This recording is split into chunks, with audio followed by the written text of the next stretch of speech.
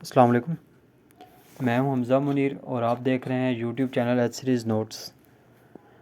आज हम जिस टॉपिक के बारे में बात करेंगे एलएलबी पार्ट 4 कॉन्स्टिट्यूशनल लॉ हमारा सब्जेक्ट है।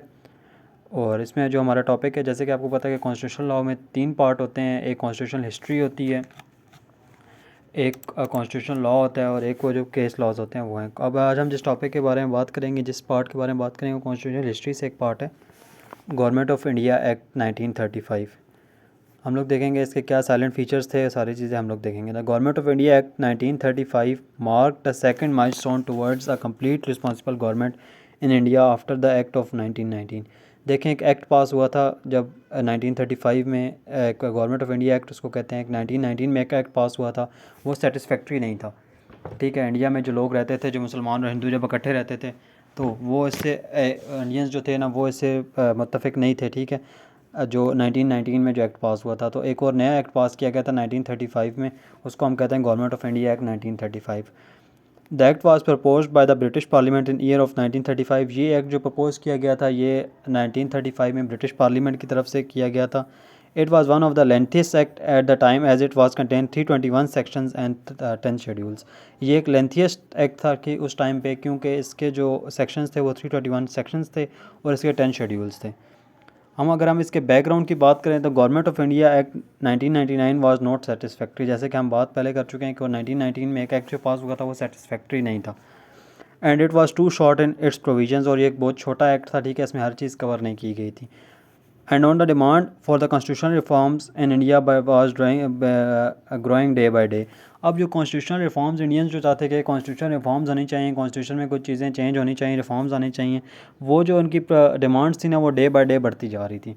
ठीक है, India supported Britain in first world war and also added Britain in it. ठीक है, इंडिया ने क्या किया कि फर्स्ट वर्ल्ड वॉर में ब्रिटेन को सपोर्ट भी किया और उनको एड भी किया। Indian leaders thought that the area they had officially control over was still in the hands of British। ठीक है, वो कहते हैं कि इंडियन लीडर्स कहते थे कि जो एरिया हमारे पास अपने कंट्रोल में है, वो भी ऐसे लगता है कि जैसे कि वो ब्रिटिश के हैंड में है और वो रेगुलेट करते हैं इसे। And to regulate their affairs there should be a proper act which protect their rights. और वो कहते हैं कि चलें, अगर वो ऑफिशियली हमारे पास है तो उसको रेगुलेट करने के लिए कोई प्रॉपर, कोई एक ऐसा चीज़ होनी चाहिए, कॉन्स्टिट्यूशन होना चाहिए, एक ऐसा प्रॉपर एक्ट होना चाहिए जो हमारे राइट्स को भी प्रोटेक्ट करे। So the task to review the matters was changes in the 1990 Act was given to the Simon Commission। एक साइमन कमीशन को ये एक्ट रिस्पॉन्सिबिलिटी दे दी गई थी कि ये आपने ये काम करना है। So the rights of the Muslim and Hindus both should be protected by act. ठीक है, ताकि उन दोनों के जो राइट्स थे वो प्रोटेक्ट हो सकें। On this matter Simon commission made a report. एक साइमन कमीशन ने एक रिपोर्ट बनाई थी इसके ऊपर, but it was not satisfactory. So matter was discussed in round table conference 1930, 1931 और 1932। ये एक साइमन कमीशन ने एक रिपोर्ट तो बनाई थी, पर वो एक सेटिस्फैक्ट्री नहीं थी। उसको भी उन्होंने रिजेक्ट कर दिया था, नेहरू ने भी रिजेक्ट कर लिया, कायद आज़म ने भी रिजेक्ट कर दिया था। ठीक है, तो उसके बाद क्या हुआ था कि 1930 और 1931 और 1932 में 3 गोल मेज़ कॉन्फ्रेंस हुई थी, जिसको राउंड टेबल कॉन्फ्रेंस भी कहते हैं। ठीक है, इसमें एक डिस्कशन हुई थी और एक तरह का बिल पास किया गया था।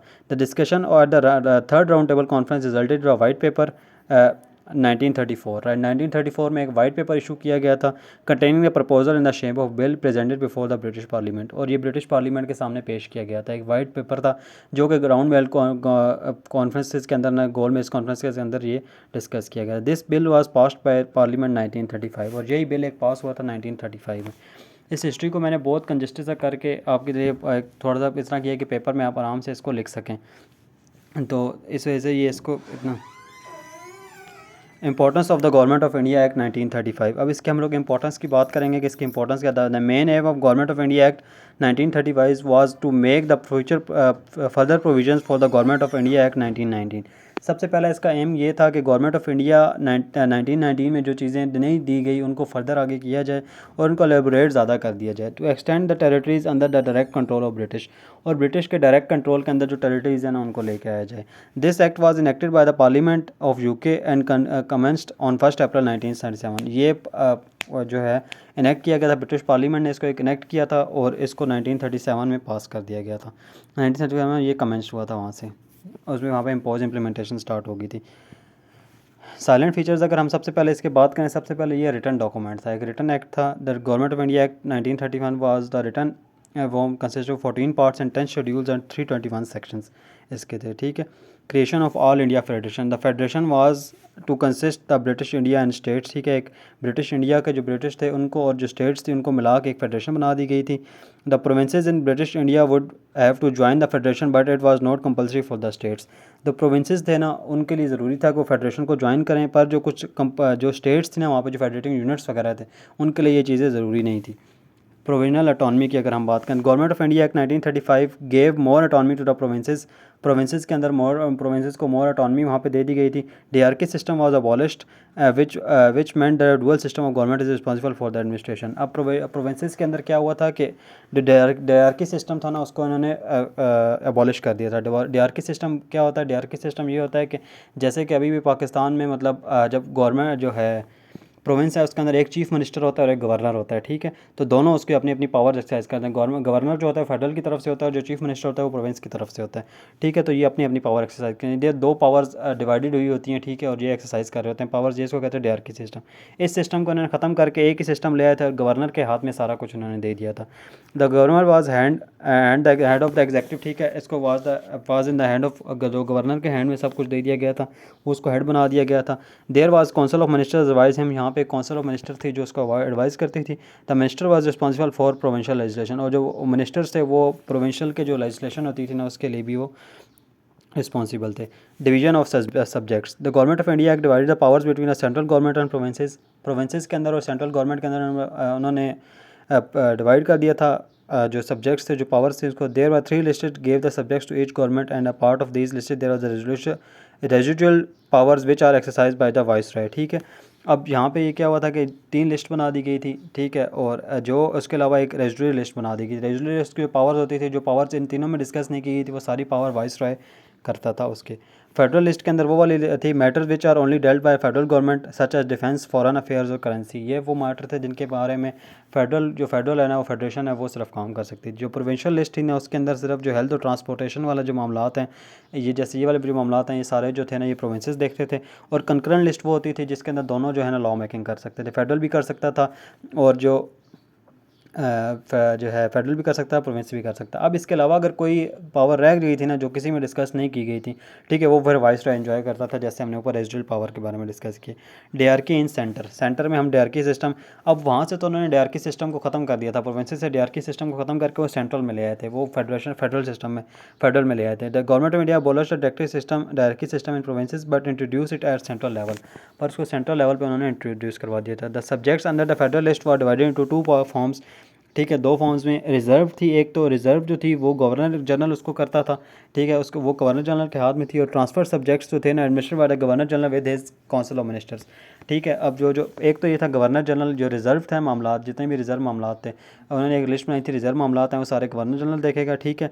और जो ट्रांसफ़र सब्जेक्ट्स हैं ना वो भी एक तरह के वो गवर्नर जनरल अपनी काउंसिल ऑफ मिनिस्टर्स जो थे ना उसके साथ मिल के देखेगा, अकेला वो नहीं देख सकता, वो उसको एडवाइस करेंगे, ठीक है। तो ये डीआरके सिस्टम था। बाई कैमरा लेजिस्लेशन में अगर हम बात करें तो in the government of India the by camera legislation was established, ठीक है, 2 ऑफिस बना दिए गए थे, एक फेडरल असम्बली, ठीक है, council of the state. Federal assembly के 375 मेंबर्स थे और वो 5 साल के लिए आती थी, और जो काउंसिल ऑफ स्टेट्स थे उसके 250 मेंबर्स थे। Recognition of the provinces, reorganisation of the provinces, ठीक है। This act also did some kind of restricting and reorganising some provinces. A province was separate from Bombay named as Sindh, ठीक है, एक province को उन्होंने अलग करके सिंध का नाम दे दिया गया था इसके अंदर। Separation of Burma, Simon commission propose in government of India act 1999 to separate Burma from India, the proposal was accepted in 1935, ठीक है। साइमन कमीशन ने जो प्रपोज किया था वो तो 1919 में प्रपोज कर दिया था, पर बर्मा को अलग करने के लिए इंडिया से, पर जो एक्सेप्ट किया गया था वो 1935 में एक्सेप्ट किया गया था। Protection of minorities and women, an important provision of government of India act was 1935 was the protection of minorities and women and safe guard their rights. तो उन्होंने कहा था कि इनके राइट्स को सेफ गार्ड किया जाएगा, माइनॉरिटीज़ के, वुमेन के और चिल्ड्रन के बच्चे जो है ना उनके जो सेफ गार्ड्स उनके राइट्स को सेफ गार्ड किया जाएगा। Introduction of direct election system, before this act there was system of indirect election and subcontinent का इनडायरेक्ट इलेक्शन चलता था, ठीक है। However this act introduce a direct election which was effective and played a important role in future, ठीक है, एक important role उन्होंने किया, एक फ्यूचर में इंपॉर्टेंट रोल प्ले किया। डायरेक्ट इलेक्शन सिस्टम ये होता है जिसमें डायरेक्टली लोग वोट करके अपने जो मुंतखब होते हैं, जो नुमाइंदा, जैसे प्रेसिडेंट के लिए करना है तो डायरेक्टली लोग प्रेसिडेंट के लिए करते हैं। इनडायरेक्ट में ये होता है कि वो अपने रिप्रेजेंटेटिव करते हैं और रिप्रेजेंटेटिव फिर आगे प्रेसिडेंट या प्राइम मिनिस्टर को अपॉइंट करते हैं। Establishment of new institutions. This act led to establishment of new institutions such as Federal Court, the Supreme Court of at that time subcontinent, ठीक है, एक सुप्रीम कोर्ट जो बनाई गई थी, जो फेडरल कोर्ट जिसको कहते थे, रेलवे अथॉरिटी बनाए गए थे, रिजर्व बैंक वहाँ पे बनाया गया था. This institution made a life easy of the people, तो ये लोगों की लाइफ को इसने ईजी बना. Supremacy of the parliament.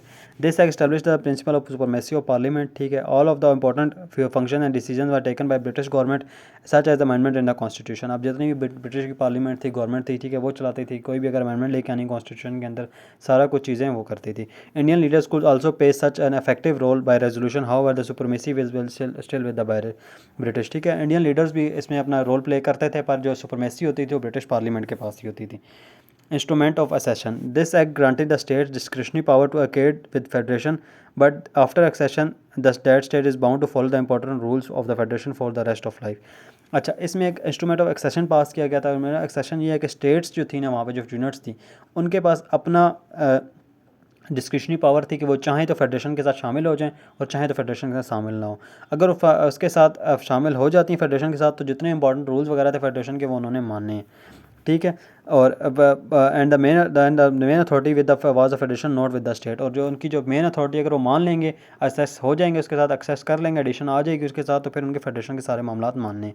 This accession was very accepted by crown itself. और ये जो एक्सेशन थी ना, क्राउन इसको खुद एक्सेप्ट करता था. Once the state was acted then it can't be seceded by the change in of mind and permanent decision, ठीक है. और ये परमानेंट डिसीजन होता था, ये नहीं होता था कि आज अगर स्टेट ने कह दिया कि मैं एक्सेस कर लेती हूँ, एक्सेसन कर लेती हूँ, कल कहती है मैं नहीं करूँगी, ऐसा नहीं होता था. Criticism on government of India act. इसके ऊपर क्या क्या क्रिटिसिज्म आए थे हम वो देखते हैं. Not able to deliver.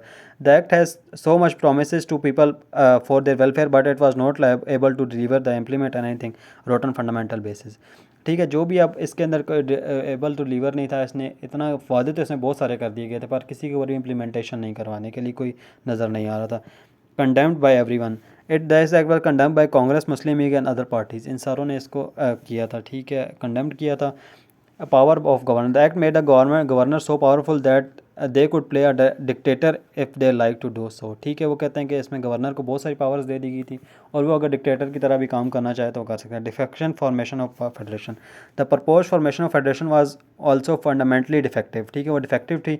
Entry into federation was compulsory for provinces but optional for states, ठीक है. एंट्री उन्होंने कंपल्सरी थी कि प्रोविंसेस ने उनके साथ मिलना ही मिलना है, पर जो स्टेट्स थी, जो यूनिट्स थी, उनके लिए ज़रूरी नहीं थी, ठीक है. Fail to provide proper federal structure.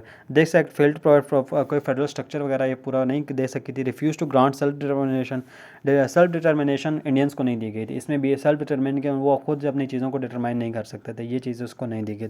Lack of flexibility in legislation. This act was lacked of flexibility in legislation as this act failed to provide a constitutional flexibility to Indians in terms of amending their rights.